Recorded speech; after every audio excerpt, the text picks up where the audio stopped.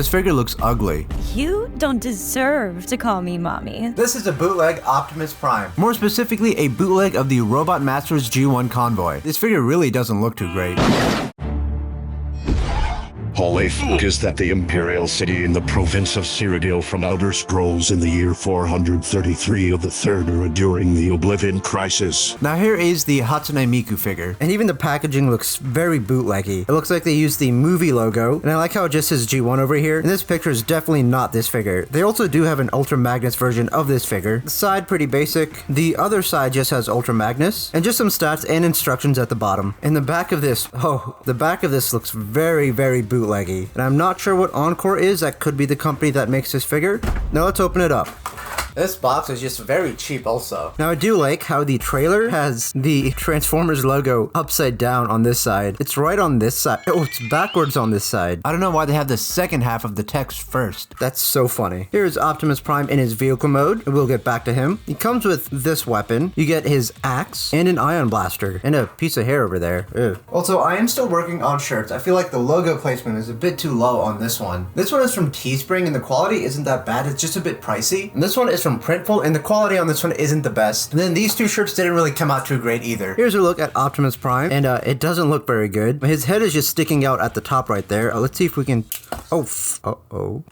That never happened. So the head is sticking out like that. It can't be turned around. The entire vehicle mode on this doesn't seem like it's done very well. There's like this big gap over here, and this can't really be moved or pushed back or anything. I don't understand why these parts of the legs are red. Makes the figure look extra bootleggy. The smokestacks are white. It looks like there is a bit of panel working going on. The front of the truck, pretty basic. You got the lights at the top, blue windows, some windshield wipers, the grille, the front headlights, and then the bumper, which is blue. He does have the fuel tanks. Then the whole back section looks fairly alright for a bootleg. You can obviously tell these are the feet, but that's kind of like that with a lot of Optimus figures. Also, the instructions for transforming this are so tiny, and they're not even good. Like, it doesn't really explain what to do very well. And it also looks like it's saying the axe is supposed to be a replacement part for the hand, but this has a handle on it, making it seem like it's meant to just be held. I would also like to be held. Before we get to transforming this, let's go back to the trailer. Like I said earlier, the upside down text. The rest of the trailer, though, doesn't look too bad, honestly. I really wish this text wasn't there. There might be a way to get rid of it. If you do know, leave a comment down below. But in the end, I think I'm probably just going to get rid of these bootlegs by maybe giving them to another Transformers reviewer or just selling them off. The trailer does look very nice, and it has a lot of nice detail on it. The connection for the trailer is super tiny, but it does work. The trailer doesn't have a stand, so it can't really stand on its own. This part of the trailer, you can see some of the detail. You can also open this and bring it down. It doesn't come with roller or anything inside. This panel can be taken off for whatever reason, and then I don't know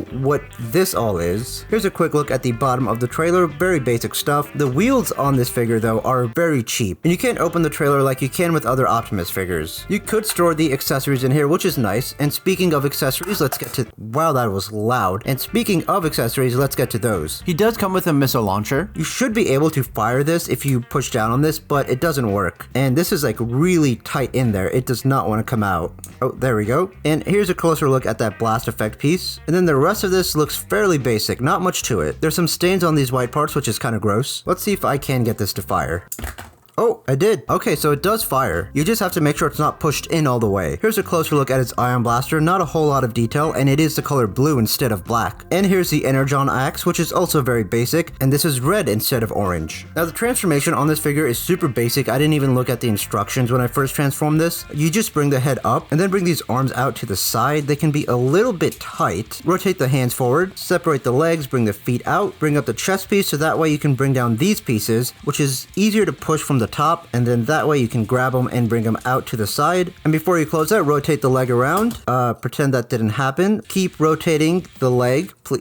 Rotate the body all the way around. We can put these back on. And there is the figure, and it looks very bad. If you're wondering how he sizes with other figures, here he is next to a bunch of other unlicensed Optimus Prime figures I own. He's just a bit taller than the KBB Optimus. And here he is next to some official Optimus Prime figures. And by the way, speaking of Optimus Prime figures, I have a really big review coming up, so make sure to subscribe for that. that. And here he is next to a bootleg Hot Rod and the optional Attack Girl. For the articulation on this figure, he can only look up and down because of the transformation. If you couldn't tell from earlier, there is no rotation on the head. These arms are on a ball joint, so you can bring them out and then you can spin them around. They're a bit tight. Looks like there's some bicep rotation. As you saw earlier, there is waist rotation, but it's very, very tight. And then the legs also on a ball joint, so you can bring them out. And if you bring them into the side, it kind of pushes that in. You can also...